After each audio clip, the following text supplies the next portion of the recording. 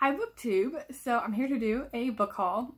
As you can see behind me, I have an additional bookcase here, and this isn't a new one, although I do plan on getting some bookcases. So as I'm doing a bit of rearranging, I thought I would show you the books so then I can put them in the right spot on the shelf. And so the first one is The Haunting of Aveline Jones by Phil Hicks, and this is my first Bookstagram buy. I saw this on, I believe I saw this on Angie at Literary Labors book Instagram page, and yeah, this cover, I love the cover, and there's like end papers, and there's also illustrations inside as well. And so this is what prompted me to get the physical copy over the ebook, because I just love this cover, and those illustrations in it. So yeah, I'm for sure going to be reading this in October. I then have a Newbery book, because I'm collecting the winners and honors books, because I'm reading them in chronological order. I'm currently still in the 1950s, and this is, when did this come out? It's going to be a while before I get into this, I'm sure. This is from 2001, so I have like 50 years to go. This is A Single Shard by Linda Sue Park, and I'm not going to get too much detail with these books, there are so many of them, but it seems to be about a person that's working with animals, and then they're interested in learning about pottery, is what I can gather just from my brief reading of that. Let's see. And these are going, like, there's in no particular order. They're like randomly showing you books here. Bridge to Love by Darlene Franklin. And this is a Heartsong Presents book. And so when I was reading, what was it? Like, over the summer, there was a, sorry, Fable's right behind the camera, so she's chewing on a bone, and so it's shaking the camera. But I was reading like Bree and Sarah at Steepton Books, the Bookish Knitter. Steepton Books was her old channel name. And they were doing a read along of romance books, and so I didn't know anything about these Heartsong Presents books, but I was confused because on the back, some of them, but not all the ones I had the Harlequin sticker of the Love Inspired line, but some didn't, and this one doesn't. But after doing a TBR, they commented that these were turned into, like, I think Harlequin bought the Heartsong Presents line, and so these are awfully short. Like, this one's 170 pages, and it says her father is determined she marries someone worthy, and a man who has worked hard to gain his wealth.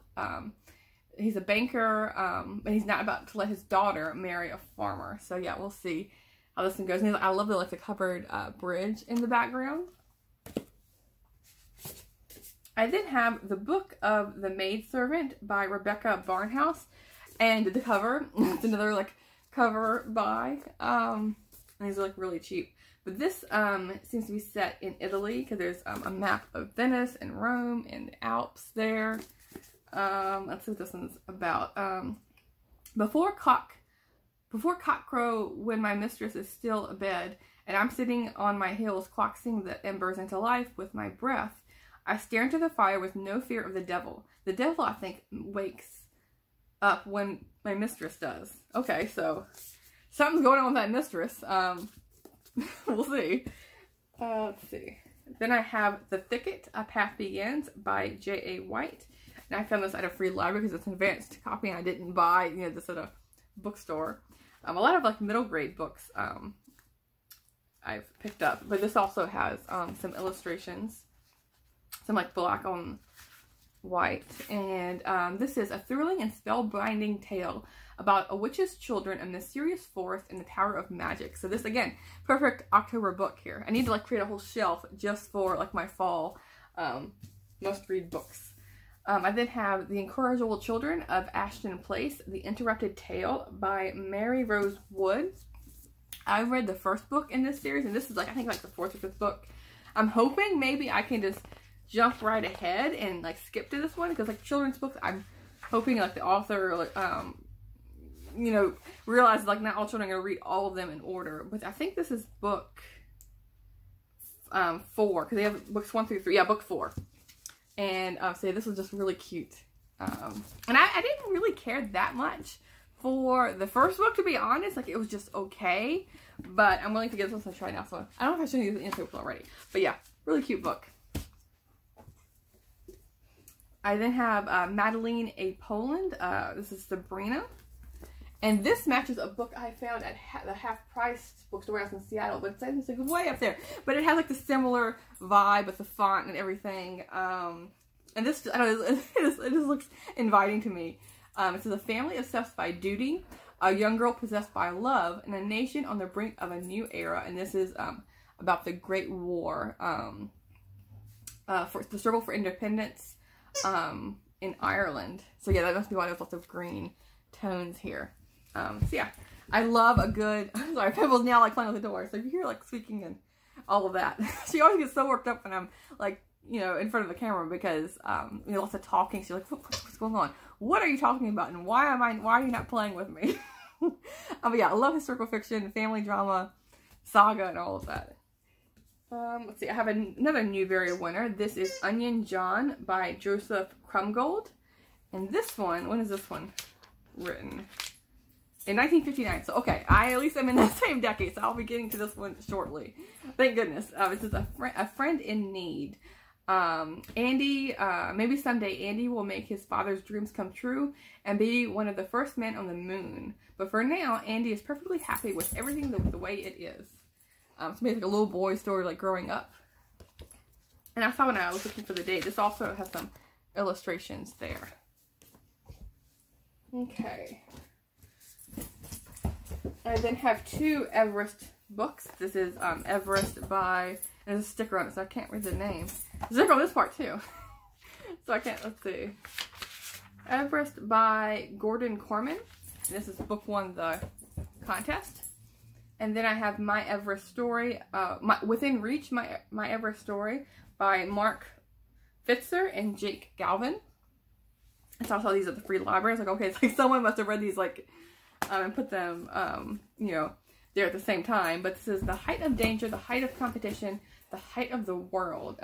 Who will be the youngest person ever to climb Mount Everest? And then I have, for this one, it's about, in 1996, a 16-year-old huddles in his tent at 26,000 feet, waiting for his waiting for his turn to attempt Everest summit.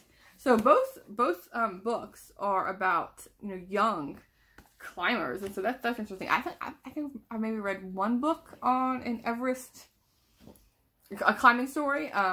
This was reminding me of like what the what is his name? Mark Honnold or Max Honnold, something like that. Of a climber that does like the free climbing with their fingers. And his name's, I know his last name's Honnold. And that book was like, oh my gosh, like there's a documentary on it as well. So like that's bringing to mind. But yeah, that's like the last like climbing book I've read. Let's see.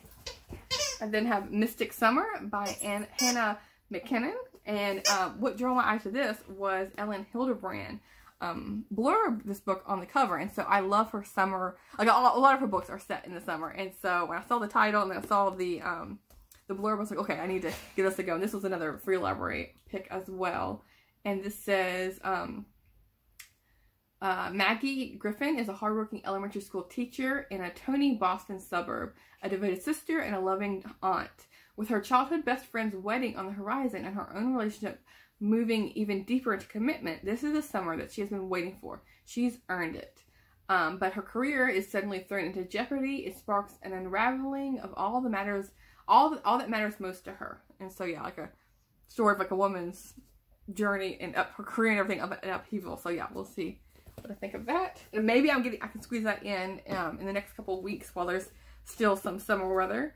And then I have another Newbery book, and this is Crispin the Cross of Lead by Avi. It says, includes historical notes and interview. Okay. Give me information on this. This came out in 2002. So yeah, again, another book's going to be a while before I get to it. It says, I kept asking myself if I felt different, if I was different. The answer was always yes. I was no longer nothing. How odd I thought it had taken my mother's death, Father Quintel's murder, and the desire of others to kill me, for me to claim a life of my own. So yeah, that's very interesting. And like a different take on a children's story. Let's see. And then I have Bridge to Terabithia by Catherine Patterson. And I've already read this book, but I love this book when I read it. And so when I get around to this, then I'm going to reread it. And this came out in 1972. And then I have The Tiger Rising by Kate DiCamillo. And I really like Kate DiCamillo. And so I wanted to read this one, even though it's not a Newbery book and all these like children collections. But it says, where's there? Is there any information on here on this book? So the back just has a little blurb. It says, The Tiger Rising is a lush, exotic little gem. This writer is a keeper. And yeah, for sure this writer is a keeper. She's really good. I then have The Last Treasure by Janet S. Anderson. Another, lots of children's books right now. Let's see. This says, this radiant small novel with its delicate layers of mystery and fantasy is sure to grasp the emotional lives of young people on the edge of puberty, and its extraordinary teacher will delight readers on the... Okay, yeah. I don't think there's anything about this book on the back, just blurbs again. But yeah, I just saw the cover. I was like, okay, it's in good condition, and it was a free library pick, and so yeah, we'll give it a shot. I know nothing about it whatsoever. I then have another Newbery book, The Family Under the Bridge by Natalie Savage Carlson. And this is illustrated by Garth Williams, and I recognize that name from the Little House on the Prairie series. Let's see if I can find an illustration here.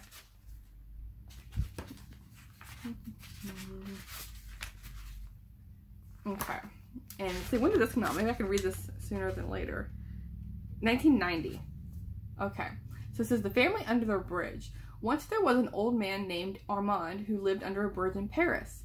Everything he owned could be pushed around in an old baby buggy without a hood. It was easy for him to move around from place to place. Armand loved his solitary, carefree life. Children, he said, were like starlings, and one was better off without them. But the children who lived under the bridge knew a true friend when they saw one, even if that friend was a little bit grumpy to begin with. So yeah, I'm sure these children are going to be entering his lives whether he would like it or not. The Secret Grave by Louis Ruby, and this is Hauntings, and so I saw that. I was like, okay, another October book. This is Nightshade Can Be Deadly. Hannah and Scooter's sprawling, ramshackle house is named for the lethal plant that grows in the dark woods behind it. And it says Katie wants Hannah all to herself. Soon Katie is... Oh, sorry, I'm like skipping around and just trying to get some information on it. But there's like 2 friends, or 3 friends, and like they're vying for each other's attention. And I just noticed there's a hand right here. So yeah, like spooky middle grade. Yeah, I'm all about that in like a big house too that could be haunted. It sounds great. I then have Gary Paulson's Tracker, and I really like Gary Paulson's work, and I saw this and I was going to go ahead and pick it up. This says, If I touch the deer, death will be cheated. For John Bourne's family, hunting has nothing to do with sport or manliness. It's a matter of survival. Every fall, John and his grandfather go into the woods to shoot the deer that puts meat on the table over the long Minnesota winter. So this will be a good winter book. Because he writes a lot of books like in the outdoors, and I know he's at least lived a part of his time in Minnesota, so I love like that cold winter vibe. Then I have Shiloh by Phyllis Reynolds Naylor, and I can't remember, I saw this book on the free library. I couldn't remember if I owned it already or not, but I loved the movie when I was a kid, and I've read this book, or reread, I can't remember if I read it as a kid or not, but I read this book a couple of years ago, so I was okay, yeah, I want to reread it, because I know there's like a trilogy, and I've read the second book, but I need to read the third, so it's like, why not read them all over again? And it's the book about a little boy, and has a dog for a companion, and it's a beagle named Shiloh. I have another Newbery book, and this is Rascal by Sterling North. It's the classic tale of unforgettable friendship. And there's a raccoon on the cover here. It says, "Who's the best friend you could ever have? An irresistible bandit named Rascal." And so yeah, I love like nature books about people taking in or helping animals. And so yeah, I'm all for reading a fiction story like that. I then have The Summer of Riley by Eve Bunting. And I love the cover, and Eve Bunting is a author I read at another free library I got, and like an old, like 80s style cover, and I really, really enjoyed it, about a teenager wanting to go to a dance. And so I was like, okay, I know this author is really good, looks from that first impression. And so I thought, here's another one, I'm gonna give her another try.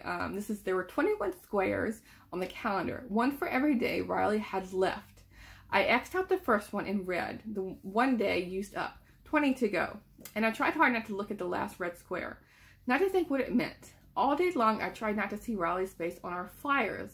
I tried to make this a sort of game, a challenge, and not remember what the reward would be or what would happen if we lost. Did Ellis Porter have a calendar too, and was he staring at it, planning as I was planning? A life for a life, a dog for his cat.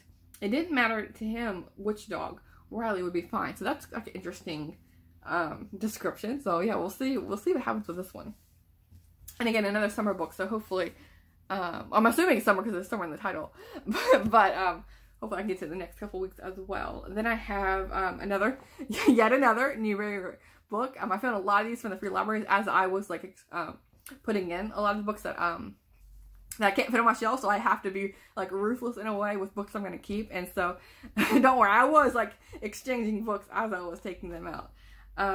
Let's see, this one says I don't know if I mentioned Abel's Island by William Stegg, and this says, Dearest Angel, I am alive. I am alone on an island, marooned somewhere above where this note will be found, God willing. There is a tall cherry birch on the northern end of the island. The island is about 12,000 taels long and is below a waterfall. Do not worry, but send help. My almost and entire love, Abel. So this is kind of reminding me of the Island of Blue Dolphins, where a young girl is stranded on an island, like trying to make do for herself. But when it said tails, I was like, what? Like, it's just T-A-I-L-S. And then I look on the cover and there's a mouse. So this must be a story of, you know, from an animal's perspective. Let's see. And then I have another Newbery book. This is The Fledgling by Jan Langton.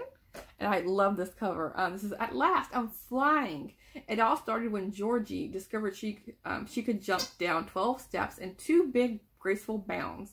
Next to her great delight, she found that jumping from the porch and floating as high as the rooftop was possible. So when the mysterious Canadian goose appeared at her window one night, it seemed only natural for Georgie to climb on his back and go off with him to learn to fly. But no one wants Georgie flying, and one person, that horrible Ralph Prick, will stop at nothing to prevent Georgie's lovely goose prince from coming. Okay, yeah, so this has to have some kind of like magical realism involved, which is interesting. And now that I'm looking carefully at the cover, you can see there's a little boy like Peter Pan flying. So I did not see that when I first looked at this cover. I was like, the goose and the moon in the background was what caught my eye, not the little boy. So that's interesting. I then have My Side of the Mountain by Jean Craighead George. This is a Newbery Honor book. And this is another cover I like. But it has another boy with a bird. And this is Sam Gribley is terribly unhappy living in his family's crowded New York City apartment. So armed with just the bare necessities, a penknife, a ball of cord, some flint and steel, and the clothes on his back, he runs away to the mountains. And this kind of reminds me of Gary Paulson with, going out in the wilderness and trying to survive. And so, yeah, it'd be nice to read something like that back to back with Gary Paulson's book. I then have S.E. Hinton, That Was Then, This Is Now. And this is the author of The Outsiders. And they had The Outsiders there with this one, but it was kind of like really beat up, and like you could tell it was much more red than this one.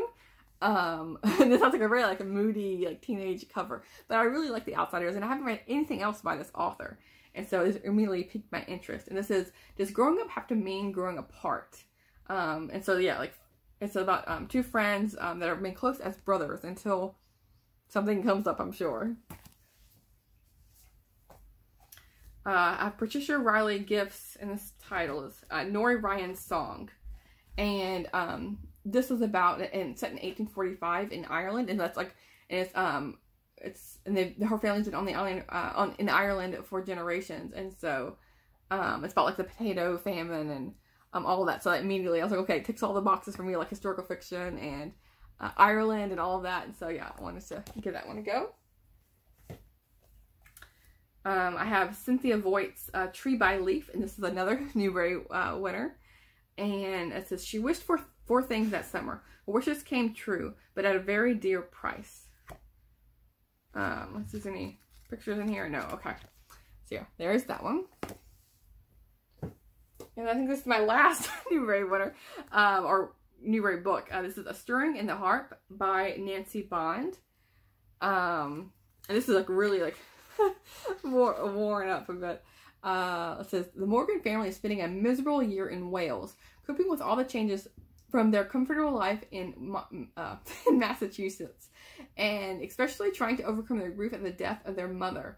The Jen tries to help her brother, Peter. He withdraws into himself, unable to be comforted. And so yeah, this must be the little boy who can't, who just wants to be by himself and like just deal with the loss in his own way, I'm sure. And then I have The Time Bike by Jane Langton. Jan Langton, and she wrote The Fledgling, if I had it right here somewhere. One of my huge pile of books. Oh, he did this one right here. And so I was like, okay, Newbery honor book. Let's see what her, what you can do with another book. And even though I haven't read that one yet, but that one's about the little boy that can fly. And in this one, where is it? The back is literally about the fledgling and not about this book, The Time Bike. But I'm guessing magical realism is another thing with another boy flying. So I might not read this. I'm not sure. I'm not a big fan of magical realism. So this one might go right back to the free library, but we'll see.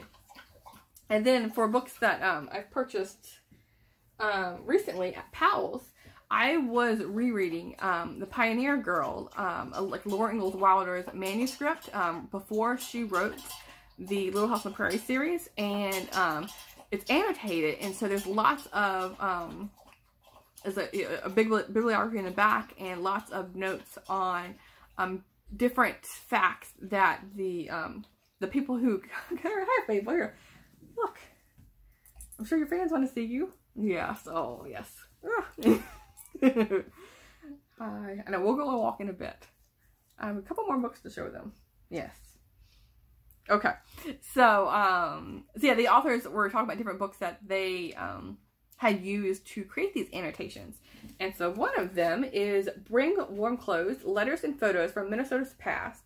And this is collected by Peg Meyer of the Minneapolis Tribune. By this, and there's tons of like, and it goes through the decades. This is like 1910s, and there's newspaper clippings, recipes, photos, ads, and it goes all through. It's like 1890s. It goes all through the decades. And I wonder if it tells me at the beginning. Okay, so it goes from 1700s all the way to World War II. And so yeah, this seems like such a cool book to find. I did have a book that was prompted by Lizzie Faye Loves Books, Elizabeth's channel, and because she was talking about cookbooks, literary-based cookbooks that she's going to start cooking some recipes for and making videos on. And so, oh, I never knew about a Little House on the Prairie cookbook, and so, but I have like sought out myself because they were talking about. Because I love like descriptions of food, and so in one of the books they're talking about like a vinegar pie, and I was like, what is that? And so this is like several years ago, so I researched it and I made my own vinegar pie, and it was really surprisingly good. It turned like a milky consistency, and it wasn't too acidic at all. And so yeah, I was like, maybe this will be in there in this book, I don't know. But this is the Little House Cookbook, and this is created by Barbara M. Walker, and again illustrations by Garth Williams, like the other book I had found. And let's see if I can find some pictures here. There's little pictures of the family, and there's some picture of the food. And so yeah, I'm looking forward to cooking some of these recipes. I then have A Wilder in the West by, this is edited by William Anderson, and this is Eliza Jane Wilder, Almanzo's sister, who she is in Little House on the Prairie series, and as a teacher. And so this is her like diary collection. It's a really tiny little pamphlet, but there's also some pictures in here, and it's be interesting to get someone else's perspective during that time on the Wilder side of things. And so this is her right here. Let's see. And then the last book I have, the very last one, is Laura Ingalls Wilder, A Writer's Life by Pamela Smith Hill. And Pamela Smith Hill is the one that was like the lead in charge of doing the annotations for The Pioneer Girl. And so I want to pick up more of her books. And this is, you know, basically a biography of her. And so, but specifically the writer part of her life. And so, yeah, that one sounds very intriguing. So, so sorry for this, like, lots of noise here with Fables. But as long as she's not chewing the books, I'm fine with her chewing her toys. But let me know if you've read any of these books, and I will talk to you soon. Thanks, BookTube.